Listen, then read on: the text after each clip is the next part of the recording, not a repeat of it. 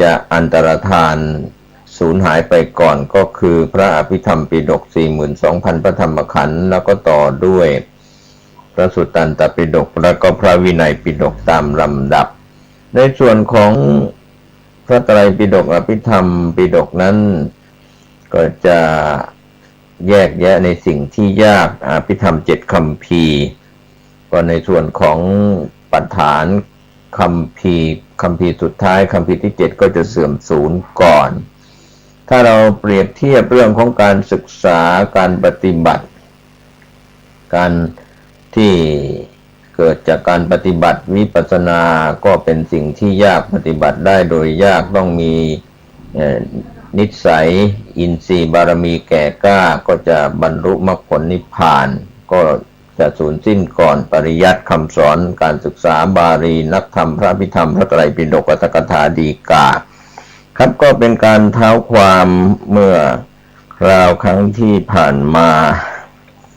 ผมก็ได้พูดถึงเรื่องของปัจจัย24ที่จะเสื่อมก่อนก็เริ่มตั้งแต่เหตุปัจจัยสิ่งที่ช่วยอุปการะโดยความเป็นเหตุอารัมมณปัจจัย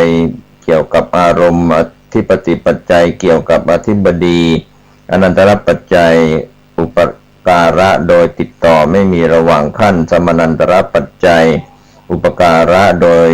ติดต่อไม่มีระหว่างขั้นแน่นอนสหชาตปัจจัย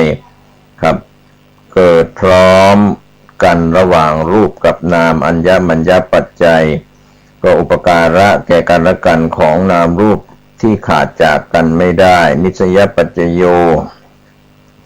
ก็เรียกว่านิสัยปัจจัยเป็นที่อาศัยเป็นฐานประกอบการอื่นได้อุปนิสัยปัจโจเป็นอุปนิสัยเกิดกำลังมาก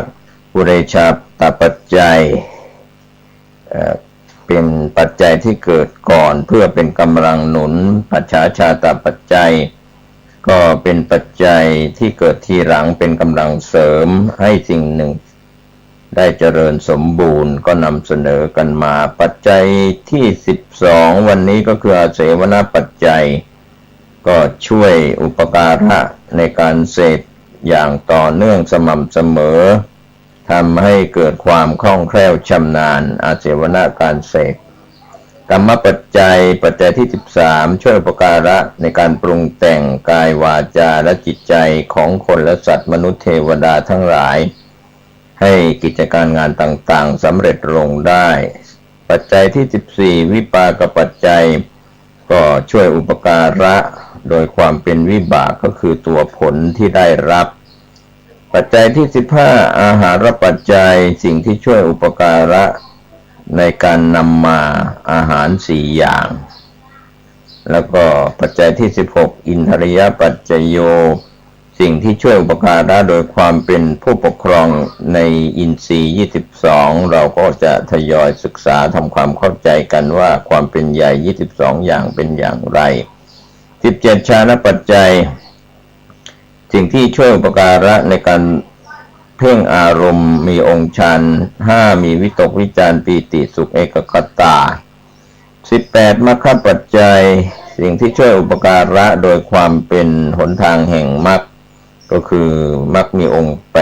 8ก็ได้แก่ศีลสมาธิปัญญา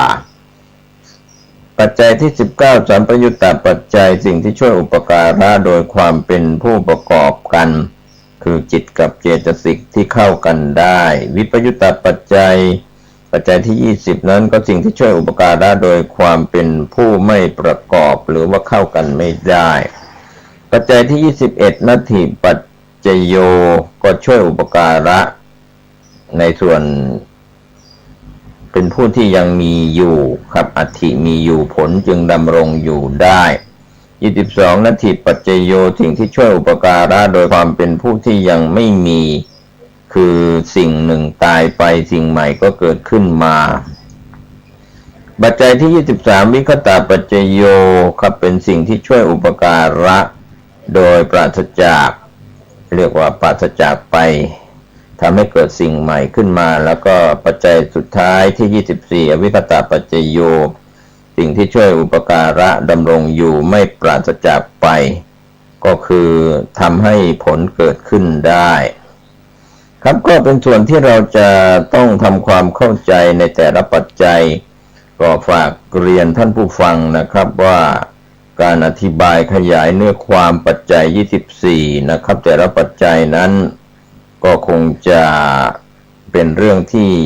ท่านผู้ฟังก็จะเข้าใจบ้างไม่เข้าใจบ้างท่านต้องทำใจเพราะว่าเป็นของละเอียดอ่อนแล้วก็ต้องมีพื้นฐานเพราะว่ามีการยกบาลีซึ่งเป็นพุทธวจนะคำสอนของพระพุทธเจ้าตรัสไว้ในพระไตรปิฎกก็เป็นหลักฐานในเบื้องต้นหลักฐานสำคัญอันดับแรกนะครับท่านผู้ฟังก็คือจะต้องเข้าใจภาษาปัจจุบันให้ง่ายขึ้นก็คือภาษาสื่อที่ผู้บรรยายหรือพระอาจารย์หรือครูสอนหรือที่ท่านกำลังรับฟังอยู่นี้ผมก็พยายามใช้สื่อภาษาที่ท่านจะต้องเข้าใจครับก็แต่ก็ยังต้องอ้างอิงไม่ว่าจะเป็นอรรถกถาดีกามาสนับสนุนเพื่อไม่ให้สาระของการอธิบายผิดไปจากวัตถุประสงค์ในส่วนของพุทธประสงค์ของพระพุทธองค์ก็ยังคงยืนกรานที่ยังพูดถึงภาษาบาลีอยู่นะครับท่านผู้ฟังการนำมาเป็นหลักฐานก็ถือว่าผู้ศึกษาเราชาวบ้านธรรมดาทั่วๆไปที่ไม่ได้ศึกษาบาลีหรือว่าไม่เข้าใจภาษาบาลีก็สามารถ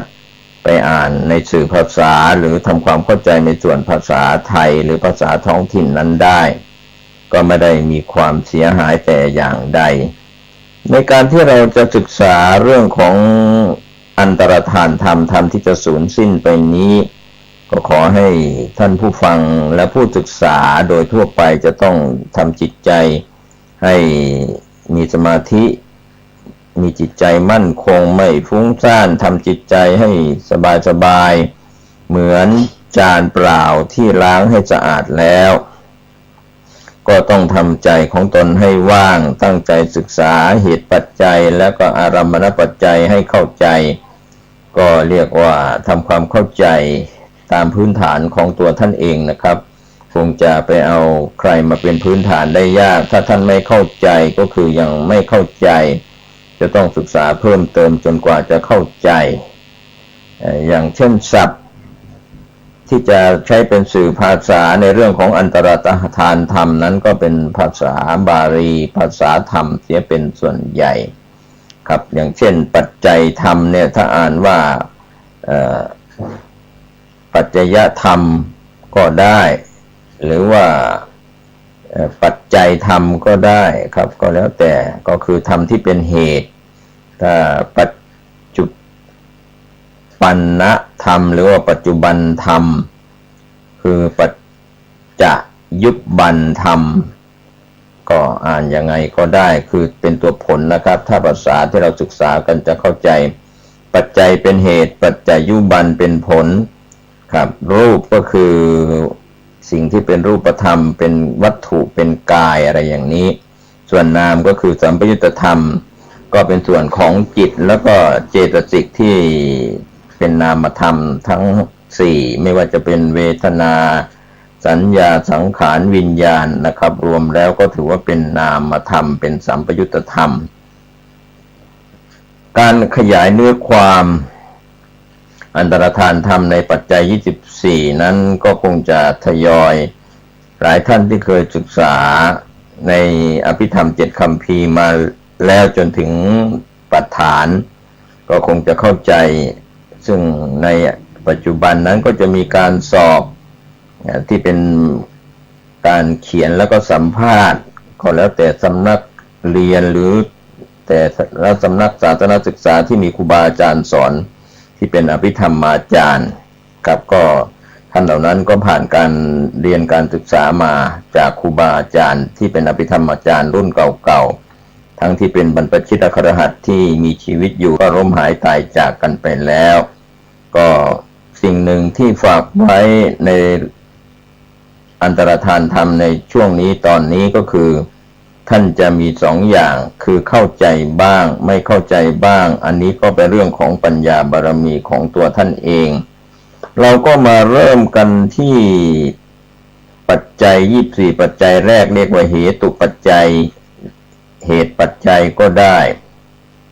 ที่เราพูดถึงเหตุปัจจัยนั้นก็เป็นส่วนที่ช่วยอุปการะในความเป็นเหตุนี้ก็หมายถึงถ้าเราศึกษาลึกลงไปว่าเหตุที่เป็นตัวต้นตอต้นเรื่อง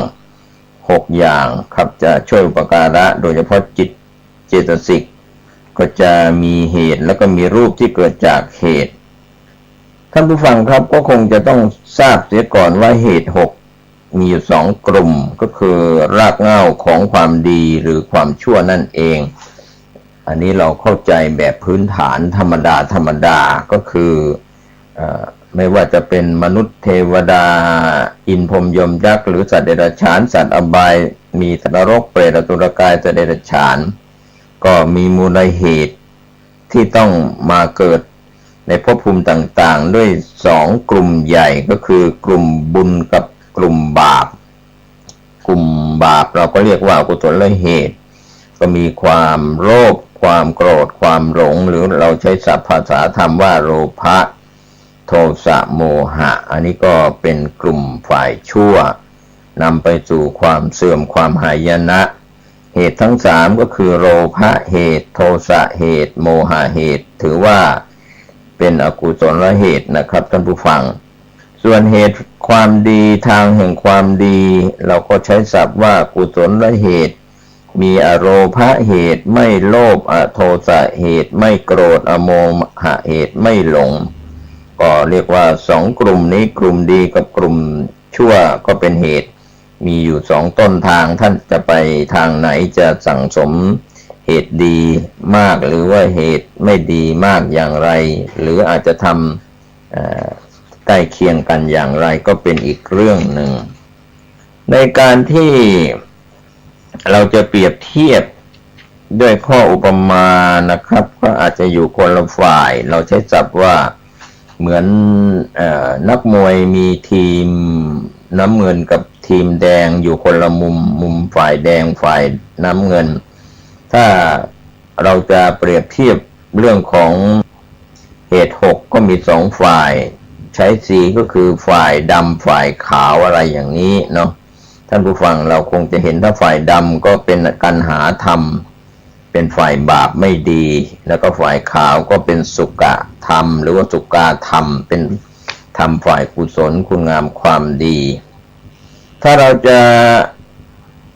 ใช้ข้ออุปไมยให้เข้าใจง่ายเพิ่มเติมเข้ามาพูดแต่สภาวธรรมอย่างเดียวก็อาจจะเข้าใจยากเช่นคำว่าเหตุปัจจัยเหตุเป็นปัจจัยให้เกิดผลก็อุปมาเหมือนต้นไม้มีพิษแล้วก็ต้นไม้ไม่มีพิษก็มีทั้งเปลือกหุ้มรากลำต้นกิ่งก้านสาขาใบผลพื้นดินก็เรียกว่าพื้นดินก็เปรียบเสมือนจิตก็เป็นที่อาศัยเกิดของเจตสิกดังนั้นรากแก้วของต้นไม้ที่มีพิษนะครับก็เปรียบเสมือนอกุศลเหตุแห่งความเป็นพิษเป็นบาปเป็นสิ่งที่ไม่ดีเป็นทุกข์ทรมานรากแก้วของต้นไม้ที่ไม่เป็นพิษก็เปรียบเสมือนกุศลเหตุดีเปลือกที่หุ้มรากก็เปรียบเสมือนเจตสิกที่เหลืออยู่ที่เราจะได้ศึกษาในอภิธรรมสังคหะกันส่วนลำต้นกิ่งก้านสาขาใบผลนั้นก็เปรียบเสมือนพฤติกรรมของสัตว์คำว่าพฤติกรรมไม่ดีก็แสดงว่าเกิดจากอกุศลเหตุที่เป็นบาปเป็นอกุศลพฤติกรรมที่ดีก็แสดงว่าเกิดจากจิตใจที่เป็นกุศลและเหตุด้วยข้ออุปมาอีกประการหนึ่งก็คือเหมือนกาแฟการชงกาแฟนั้นต้องประกอบไปด้วยผงกาแฟน้ำตาลคอฟฟี่เมดและก็น้ำสำหรับคนที่เคยดื่มกาแฟชงกาแฟหรือว่าโอวัลตินอะไรก็แล้วแต่นะครับกาแฟก็มีลักษณะที่เด่นกว่ารสชาติอื่นๆทำให้มีปฏิกิริยากับน้ำตาลกับคอฟฟี่เมดกับน้ำครับกลายเป็นกาแฟการที่กาแฟ เป็นตัวแปรทำให้สิ่งอื่นที่อยู่ร่วมกันเป็นกาแฟไปด้วยอย่างนี้แหละครับท่านผู้ฟังเราเรียกว่ากาแฟเป็นปัจจัยกาแฟเป็นเหตุเป็นตัวแปรทำให้สิ่งที่อยู่ร่วมกันก็เป็นกาแฟไปด้วยเรียกว่ากลมกลืนคล้ายๆกันนะครับก็เป็นสิ่งที่เราจะต้องทำความเข้าใจด้วยข้ออุปมาไม่ว่าจะเป็นการชงกาแฟร้อนกาแฟเย็นหรือโอวัลตินหรือเครื่องดื่มต่างๆก็ตามในขณะเดียวกันนะครับท่านผู้ฟังเมื่อเราจะดื่มกาแฟขณะที่ดื่มกาแฟผู้ดื่มก็กลืนทั้งคอฟฟี่เมดน้ำตาลไปพร้อมๆกันด้วยแต่เราก็ยังเรียกว่าดื่มกาแฟอยู่นั่นเองเพราะตัวกาแฟก็เป็นมูลรากเหง้าหรือมีรสชาติเด่นที่สุดดังนั้นสภาวะของเหตุปัจจัยที่หนึ่งนี้นะครับท่านผู้ฟังขณะที่เกิดโลภะจิตตุปบาทจิตที่เกิดความโลภก็มีจิตแล้วก็เจตสิกที่เป็นความโลภก็มีอยู่สองเหตุก็คือมีโลภะเหตุความโลภเกิดขึ้นความหลงครอบงำครับโมหะเกิดขึ้นทุกครั้งที่เกิดเรียกว่ามีจิตใจคิดไม่ดีเป็นบาปในความไม่รู้ความโง่เง่าความไม่ฉลาดก็จะครอบงำทันทีครับแล้วก็จะมีเจตสิกที่เหลือเกิดร่วมด้วยดังนั้นไม่ว่าจะเป็นโลภะเหตุเป็นต้นเหตุก็จะมีเรียกว่าเมื่อเราอยากความหลงครอบงำเมื่อมีความโกรธความหลงครอบงำดังนั้นถ้าเราจะศึกษาแล้วเราก็จะเห็นได้ว่าในขณะที่เรามีความต้องการความอยากเกิดขึ้นเนี่ยเราก็จะมืดมนอนทการไม่เข้าใจสิ่งที่ถูกต้องดีงามไม่ถูกต้องดีงามก็การที่เรามีโลภะเหตุคือความอยากก็ตัวโลภะความอยากนี้จะช่วยทำปฏิกิริยาก็เรียกว่ามีโมหะเหตุร่วมด้วยกับเจตสิกอื่นๆจิตหนึ่งแล้วก็มีนามธรรมเป็นพฤติกรรมทางกายแม้ว่าเหตุอื่นๆนะครับท่านผู้ฟังจิตใจและเครื่องประกอบกับจิตใจดวงอื่นก็เกิดขึ้นร่วมด้วยไม่ว่าจะเป็นโมหะผัสสะ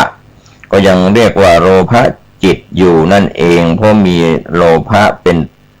รากเหง้าเป็นมูลที่เห็นเด่นชัดส่วนเจตสิกอื่นๆนั้นก็ถือว่าไปร่วมทำปฏิกิริยาให้จิตเจตสิกก็เรียกว่าร่างกายแสดงออกทางพฤติกรรมที่ติดใจเพลิดเพลินกับรูปเสียงกลิ่นรสแล้วก็สัมผัสต่างๆการอุปมาการดื่มกาแฟขณะที่ดื่มกาแฟเราก็ดื่มคอฟฟี่เมดน้ำตาลไปด้วย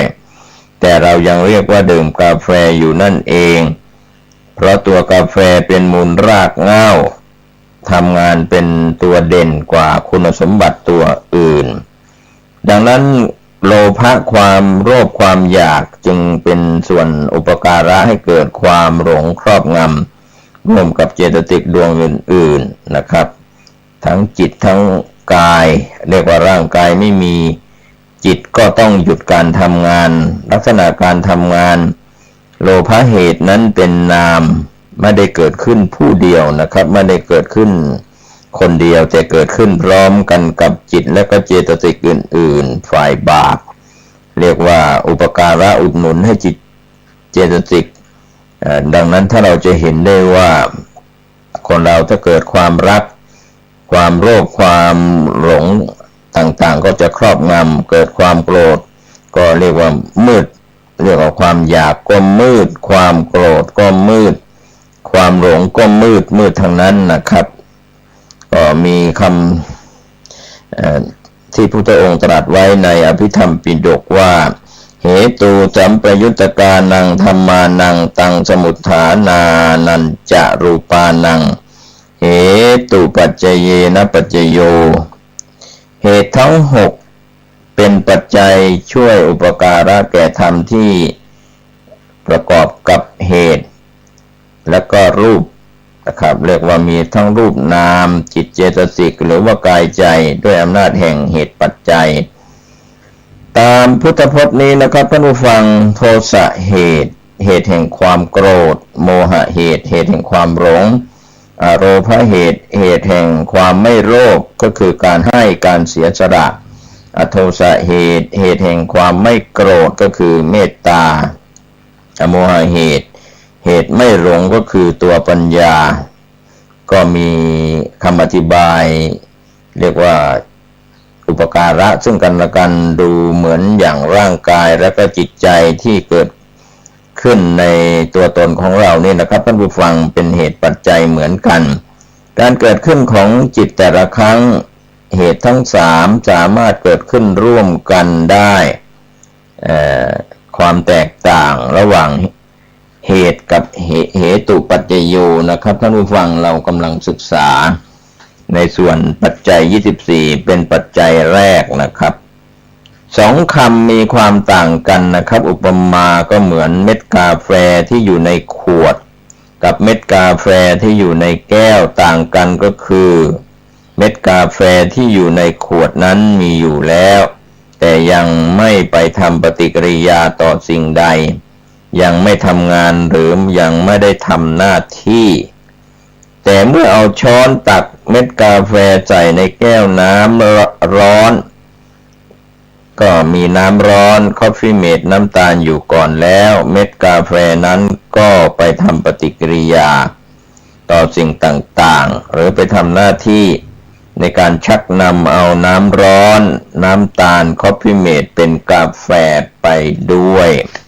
ดังนั้นคำว่าเหตุกับเหตุปัจจัยหรือว่าเหตุปัจจัย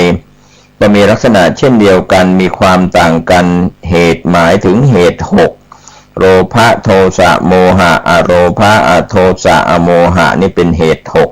6ที่มีอยู่ในจิตใจของคนทั่วไปอยู่แล้ว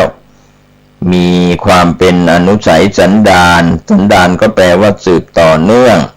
เมื่อมีสิ่งเร้าคืออารมณ์ภายนอกเช่นสีเสียงกลิ่นรสสัมผัสและอารมณ์ที่เกิดกับใจมากระทบเข้านะครับท่านผู้ฟังเหตุที่เป็นบุญก็เกิดเหตุที่เป็นบาปก็เกิดก็จะทำปฏิกิริยาในเรื่องของจิตเจตสิกนะครับก็มีเรื่องของผัสสะกระทบอารมณ์เวทนาเสวยอารมณ์เป็นต้นก็เกิดร่วมกันเรียกว่าเป็นบุญได้เป็นบาปได้ไปด้วย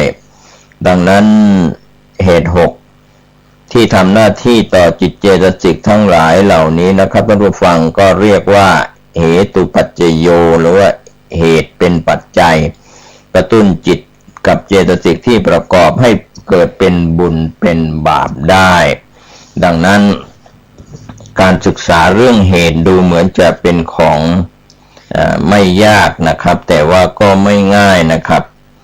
ในส่วนที่เราจะศึกษาในปัจจัยในความเป็นพฤติกรรมของคนและสัตว์โดยทั่วไปนี่นะครับก็จะมีเรื่องของเหตุ6อย่างแต่ทีนี้ถ้าสะสมหรือว่าสั่งสมส่วนไหนมากเหตุฝ่ายบุญหรือว่าฝ่ายบาปมากก็จะเป็นปัญหาตามมาเรียกว่าถ้าสะสมซึ่งเหตุฝ่ายชั่วมีโลภะเหตุโทสะเหตุโมหะเหตุมากก็เมื่อตายจากชาตินี้แล้วก็จะไปสู่อบายภูมิทั้ง4เป็นสัตว์นรกเปรตอสุรกายสัตว์เดรัจฉานถ้าสร้างเหตุดีก็จะมาเกิดเป็นมนุษย์เป็นเทวดาเป็นพรหมเหล่านี้เป็นต้นเป็นตัวอย่างเหตุของฝ่ายดีก็มี3อโลภะอโทสะอโมหะก็คือมีปัญญาก็เป็นเรื่องที่นำเรื่องของอันตรธานธรรมมาฝากให้ท่านได้คิดแบ่งปันความคิดดีๆมาสู่ท่านผู้ฟังวันนี้ผมเกษตรเพชรสำริดวิทยากรก็ขอนำเรื่องของอันตรธานธรรมจากลาไปก่อนจะได้นำมาขยายเนื้อความในคราวหน้าขอทุกคนทุกท่านก็เรียกว่าสั่งสมเหตุดีมีความสุขกายสุขใจโดยทั่วหน้ากันสวัสดี